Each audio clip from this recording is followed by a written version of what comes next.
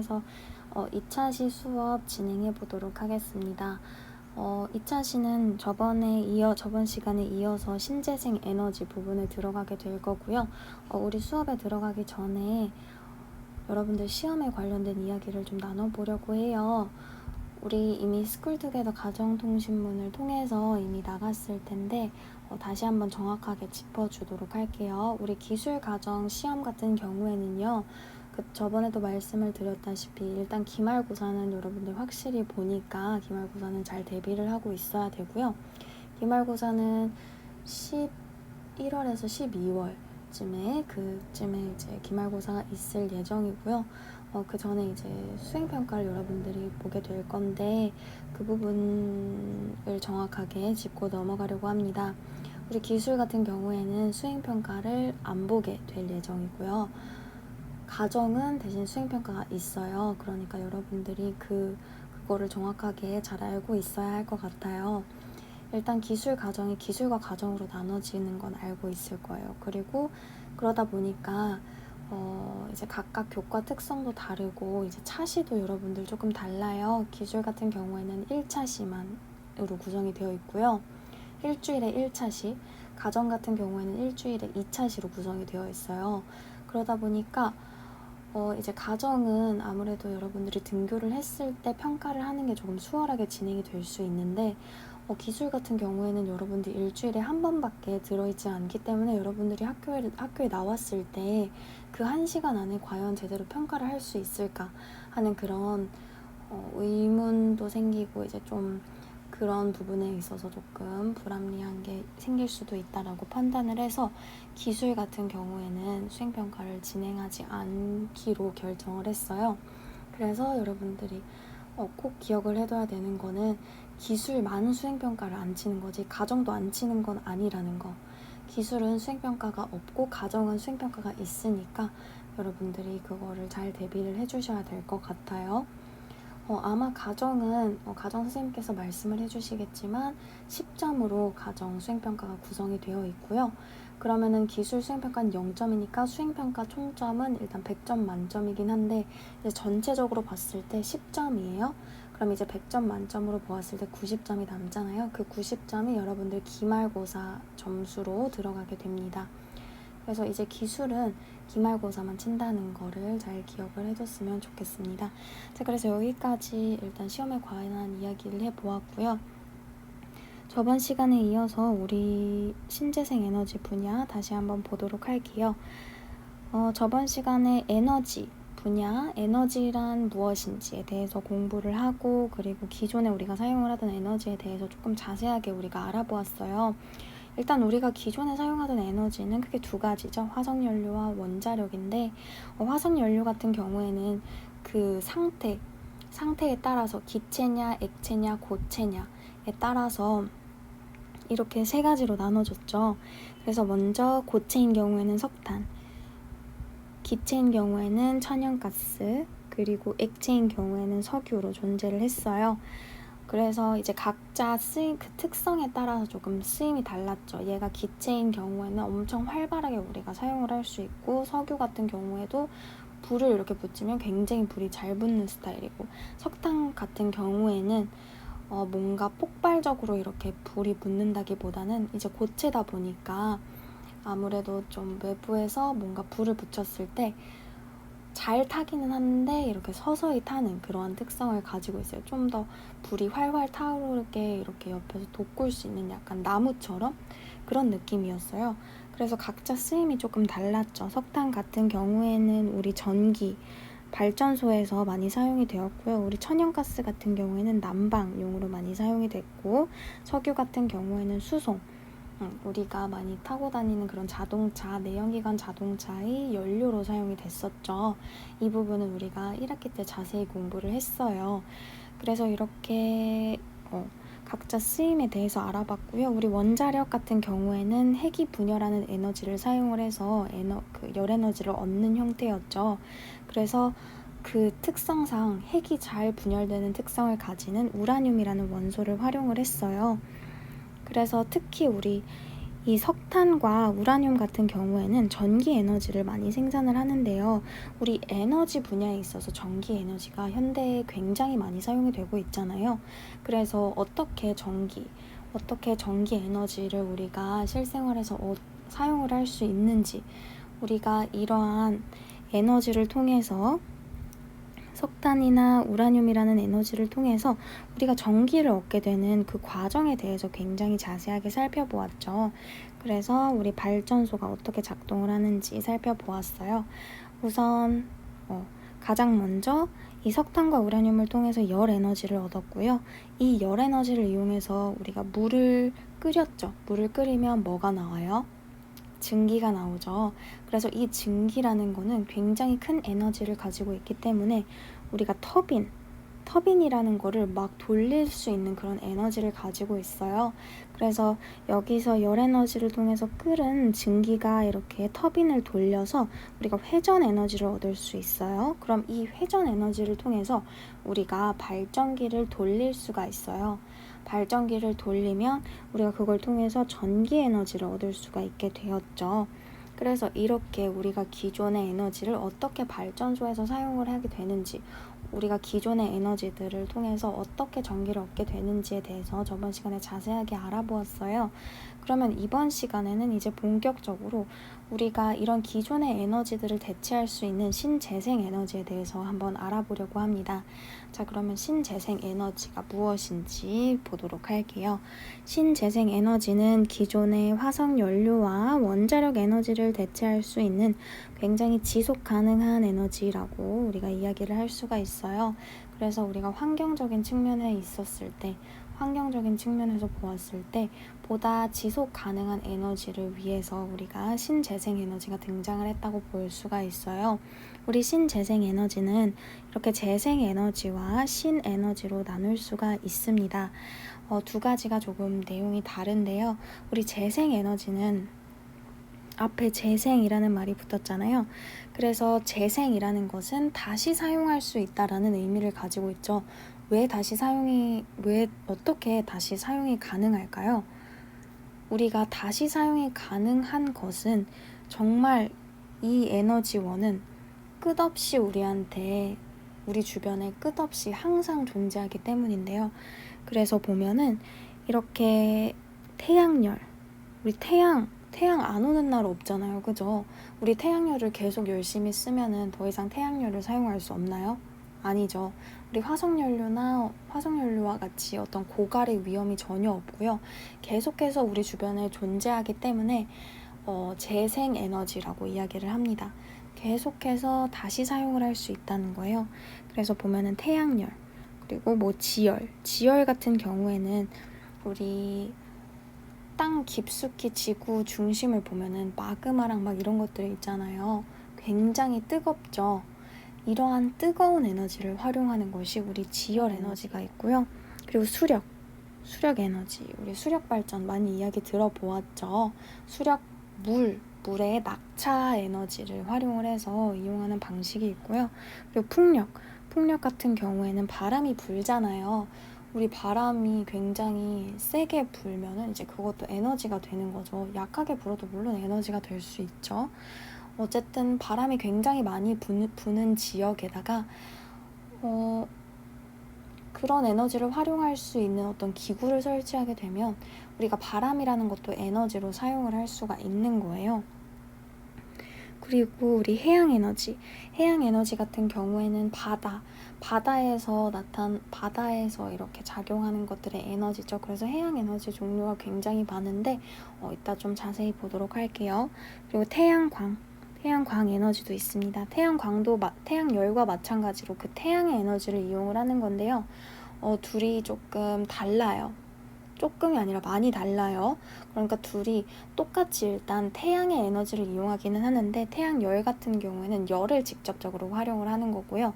우리 태양광 같은 경우에는 그 태양의 어떤 그 에너지를 이용을 한다고 우리가 보면 돼요. 태양의 열이 아니라 태양이 가지는 어떤 에너지를 이용을 해서 전기를 얻는 방식입니다. 그래서 이게 태양광이고요. 그리고 우리 바이오 에너지 같은 경우에는 뭔가 우리가 일상생활에서 사용하면서 버려지는 그러한 생명 활동을 하는 그런 물질들 있잖아요. 예를 들면 음식물 쓰레기 같은 거, 아니면은 뭐 목재 찌꺼기 같은 거, 이런 것들을 우리가 직접적으로 에너지로서 우리가 활용을 하는 거예요. 그거를 그냥 버리는 것이 아니라 그걸 한 번 더 우리 생활에 필요하게 이렇게 사용할 수 있는 에너지는 없나 하고 한 번 더 얘를 가져와서 그 에너지를 사용하는 것이 우리 바이오 에너지입니다. 그래서 이렇게 재생 에너지는 환경을 오염시키지 않고 계속해서 우리가 사용이 가능한 에너지, 그러니까 계속적으로 그 에너지원들이 우리가 계속해서 그 에너지원들을 무한하게 접할 수 있는 것들의 종류가 우리 재생에너지라고 하는 거고요.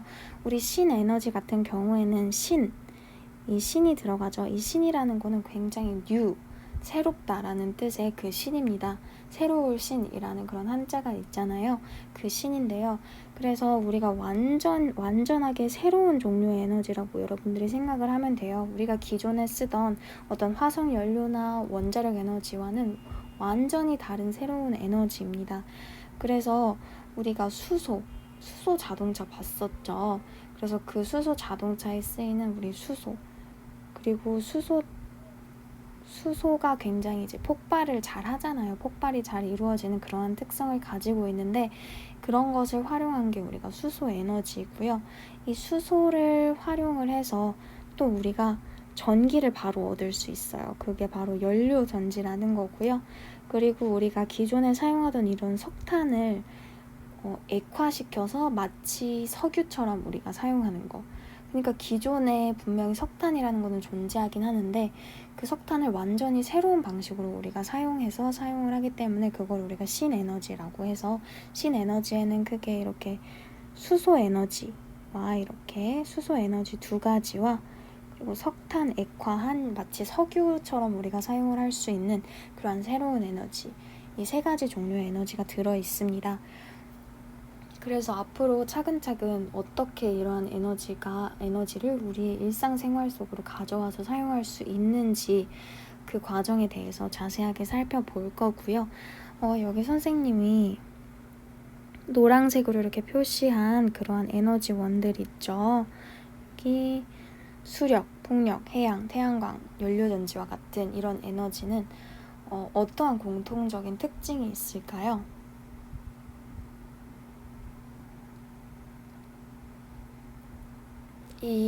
이렇게 노란색으로 표시한 이 에너지원 같은 경우에는요, 특별하게 전기와 굉장히 밀접한 연관이 있기 때문에 이렇게 표시를 해 놓았습니다. 물론 이제 지열 같은 경우에도 잘 활용을 하면은 전기 에너지로 사용을 할 수가 있고요. 우리 태양열 같은 경우에도 태양열을 정말 많이 모아서 사용을 하면 발전을 통해서 전기 에너지를 생산을 해낼 수 있는데요. 특히나 여기 이 노란색으로 표시한 이 5가지 에너지 같은 경우에는 특히나 전기와 굉장히 밀접한 관련이 있습니다. 그래서 어떠한 방식으로 전기를 생산을 해낼 수 있는지 우리가 좀 이 노란색 표시한 부분은 전기와 연관지어서 굉장히 자세히 보도록 할 겁니다. 그래서 이 2가지 에너지가 있는데요. 이 중에서 가장 먼저 우리 재생에너지부터 먼저 살펴보도록 하겠습니다. 자, 그래서 재생에너지에 대해서 먼저 살펴볼 건데요. 우리 재생에너지 같은 경우에는 아까 앞에서 보았다시피 굉장히 우리의 자연과 밀접한 연관이 있어요.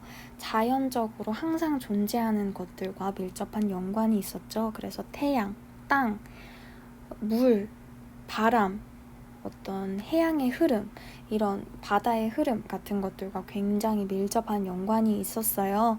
그래서 이런 재생에너지에 대해서 먼저 살펴볼 건데, 그 중에서도 우리 아까 묶어서 보았던 이 전기와 밀접한 관련이 있다고 했던 거 있잖아요.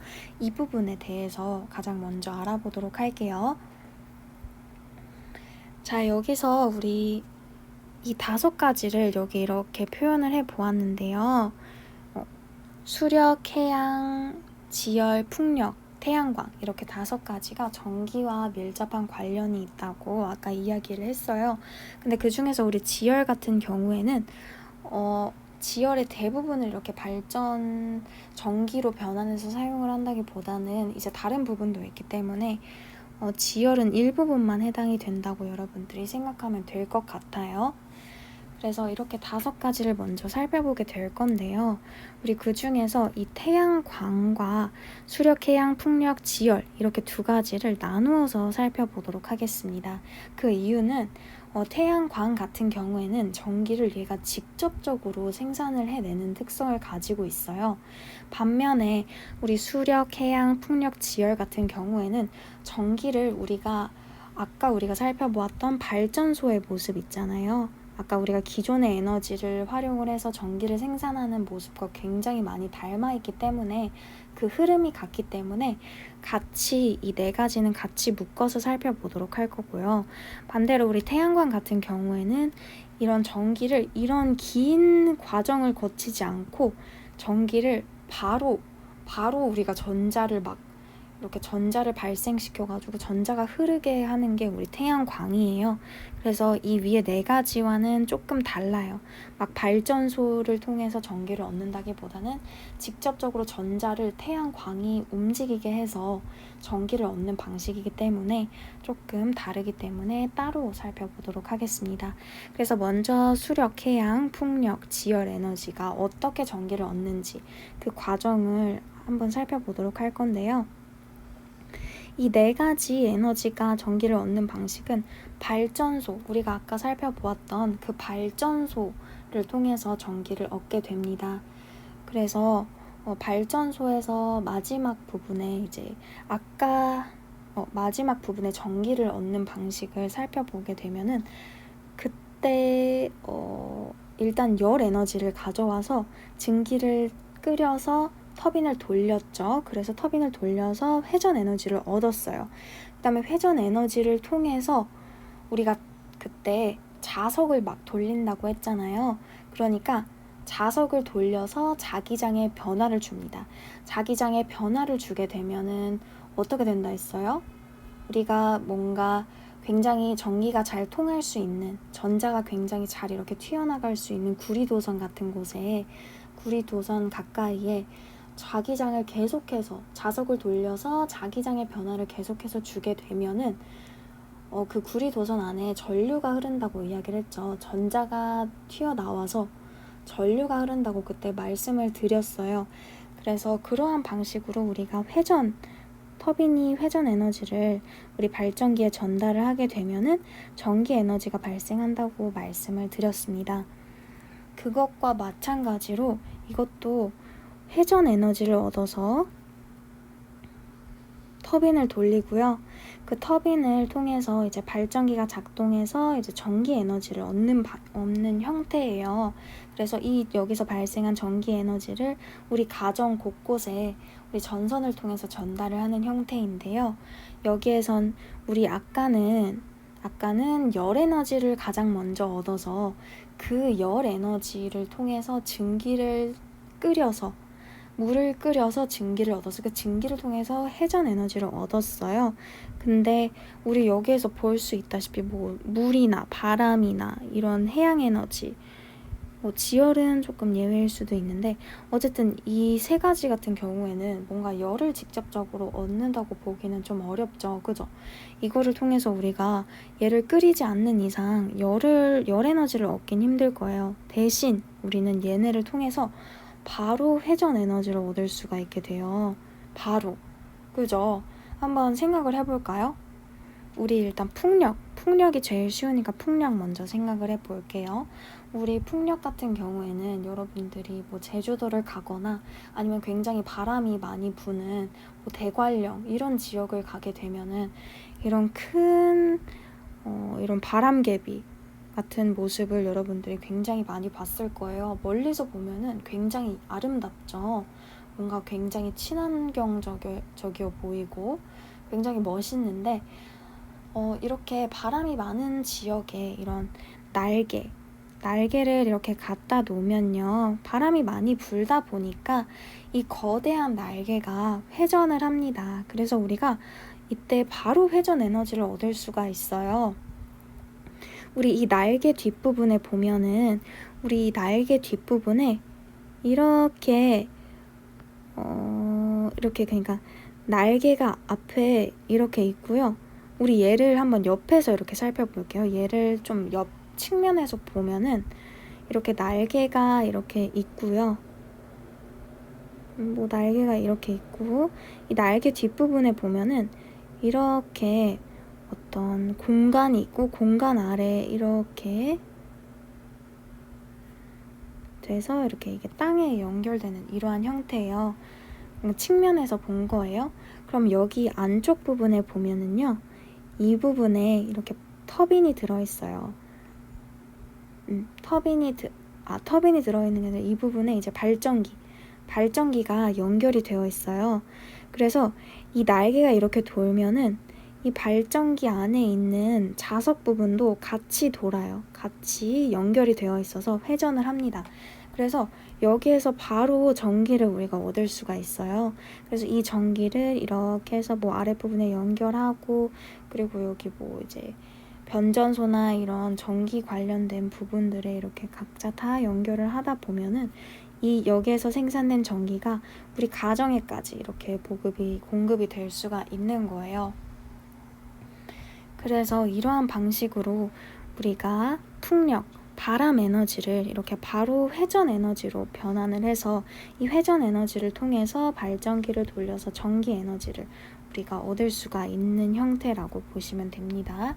그래서 우리가 풍력 먼저 살펴보았고요. 우리 수력 같은 경우에도 우리가 수력에서 회전 에너지를 얻을 수가 있어요. 우리가 댐 있잖아요. 쉽게 떠올려 보자면 우리 댐을 떠올리면은 댐은 물을 가둬놓는 장소죠. 그래서 그곳에 우리가 이렇게 물이 있을 때 댐으로 이 물을 막아놨어요. 이런 식으로 막아 놓았고요. 여기에 비가 와요. 그러면 비가 오거나 뭐 비가 안 와도 어쨌든 이렇게 물이 굉장히 높은 곳에 이렇게 있죠. 높은 곳에 있고 여기 아랫부분에는 물이 굉장히 낮게 있다고 생각을 해보세요. 그래서 물을 높은 곳에 이렇게 가둔 거예요. 댐을 통해서 얘가 이제 이 부분이 이제 댐이 되겠죠. 그리고 이제 여기 아래에 우리가 땅이 있고 여기 아래에 우리가 굉장히 작은 통로를 이렇게 내줍니다. 굉장히 작은 통로를 여기 아랫부분에 내어주고요. 우리가 여기 보이는 이 부분이 수차라는 부분인데요. 물이 이쪽을 통해서 이렇게 들어오게 되면은 얘가 회전을 합니다. 물이 위에서 이렇게 들어오면은 회전을 하는 형태예요. 그러면 이 수차를 여기에 두었다고 생각을 해볼게요. 여기에 이렇게 수차를 두었다고 생각을 해볼게요.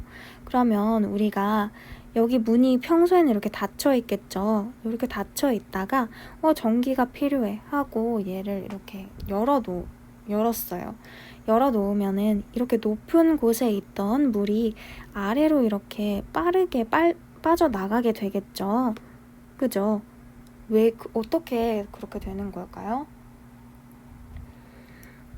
물이 굉장히 높은 곳에 상대적으로 이쪽과 비교를 했을 때 상대적으로 굉장히 높은 곳에 물이 있었기 때문에 물이 위치 에너지를 가지고 있었던 거예요. 근데 그 위치 에너지가 이렇게 가둬져 있음으로써 위치 에너지를 보유하고 있었는데요. 이 물을 이렇게 방류함으로써 이 위치 에너지가 이렇게 빠져나가려고 하겠죠. 이 빠져나가면서 운동 에너지로 변화를 하게 된 거예요. 이 위에 있었으니까 아래로 이렇게 빠져나가게 되겠죠. 그 과정에서 운동 에너지가 발생을 한 거예요. 그래서 위치 에너지가 운동 에너지로 변하면서 빠르게 나가다가 이 터빈을 만나게 된 거죠. 수차라고도 이야기를 해요. 이 수차를 만나게 된 거죠. 그러면서 이 수차를 굉장히 운동 에너지를 많이 가진 물이 이렇게 지나가다 보니까 얘를 회전시키게 되겠죠. 그러면서 우리가 회전 에너지를 마찬가지로 얻습니다. 회전 에너지를 얻고요. 이 회전 에너지를 통해서 발전기를 돌립니다. 발전기가 여기 뒷부분에 연결이 되어 있거나 아니면 이렇게 땅 속에 아니면 여기 근처에 뭐 이렇게 생긴 어떤 공간을 마련을 해서 그 부분에 이 회전 에너지를 바로 활용을 해서 전기를 만들 수 있도록 하는 그러한 장치를 마련을 해요. 그런 식으로 해서 우리가 이 회전 에너지를 통해서 수차의 회전 에너지를 통해서 우리가 발전기를 돌리고 전기 에너지를 마찬가지로 얻을 수 있게 됩니다. 여기에서 우리가 중요한 것은 이 회전 에너지를 아까 풍력도 그렇고 수력도 그렇고 바로 회전 에너지를 얻게 된다는 점입니다. 그래서 바로 회전 에너지를 얻어서 우리가 전기를 생산할 수 있는 거죠. 우리 아까 살펴보았던 거 있잖아요.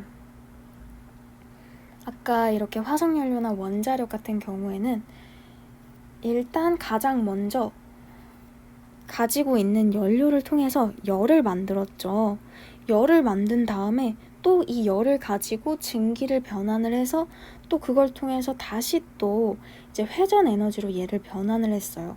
그러고 나서 다시 또 얘를 변환을 해서 전기 에너지를 얻었죠. 이런 식으로 굉장히 에너지 간의 변환이 이렇게 많아지면요. 에너지가 변환되는 과정에서 분명히 손실도 존재하게 됩니다. 우리가 이 두 가지를 이용해서 열 에너지를 얻었는데 이 모든 열 에너지가 다 증기로 바뀌어서 회전 에너지로 바뀌진 않아요. 그리고 이 모든 회전 에너지가 다 전기 에너지로 변환되지 않고요. 그렇기 때문에 이 변환 과정을 우리가 좀 보면은 변환이 이제 한 거의 두세 번은 된다고 보면 되겠죠. 가장 먼저 열 에너지로 됐다가 회전 에너지로 됐다가 전기 에너지로 되는 거기 때문에 굉장히 에너지 변환이 많아요. 그렇다 보면 에너지가 변환될 때마다 에너지의 손실이 존재하고요. 그 에너지의 손실이 존재를 하면 이거에 따라서 우리가 기존에 얻을 수 있는 기존에 우리가 활용한 에너지에 비해서 결국에 우리가 얻을 수 있는 에너지는 굉장히 적게 됩니다. 하지만 우리 수력 에너지와 아니면 풍력 에너지와 같은 이런 에너지를 보았을 때 우리가 바로 회전 에너지를 얻었죠. 다른 에너지 변환 없이 우리가 바로 회전 에너지를 얻을 수가 있었어요. 그러니까 이 열 에너지를 얻는 이 과정이 빠졌다고 생각을 하면 되겠죠. 그래서 여기서부터 이제 시작이 되는데 그러면 우리가 전기가 그 에너지 변환이 한 번 정도만 이루어졌다고 우리가 볼 수도 있는 거잖아요. 그렇기 때문에 굉장히 우리가 에너지 손실이 이런 기존에 우리가 사용하던 이런 식으로 얻는 에너지에 비해서 에너지 손실이 더 적다라고 이야기를 할 수가 있습니다. 그래서 여러모로 굉장히 유용하죠. 일단 재생도 가능하고요. 그리고 굉장히 효율적으로 우리가 에너지를 이용을 할 수가 있는 거예요. 효율적으로 이용한다는 거는 중간에 에너지 손실이 적다는 뜻이에요. 에너지를 적게 변환하기 때문에 에너지 손실이 적다라고 이야기를 할 수가 있는 겁니다. 그래서 이렇게 수력과 풍력을 살펴보았고요. 그리고 아까 이거를 우리가 수차라고 이야기를 한다고 했잖아요. 이 수력 발전에서 사용되는 이거를 우리가 수차라고 이야기를 한다고 했는데 이거를 우리가 수차라고 부르는 이유는 여러분들이 풍차를 생각하면 쉬울 것 같아요. 우리 바람의 힘으로 막 돌아가는 거를 우리가 옛날에 풍차라고 이야기를 했잖아요. 그것처럼 그거는 바람으로 돌아가는 거고 얘는 물을 이용해서 돌아가는 거기 때문에 물수를 써서 한자 물수를 써서 우리가 수차라고 이야기를 하는 겁니다. 네. 그래서 여기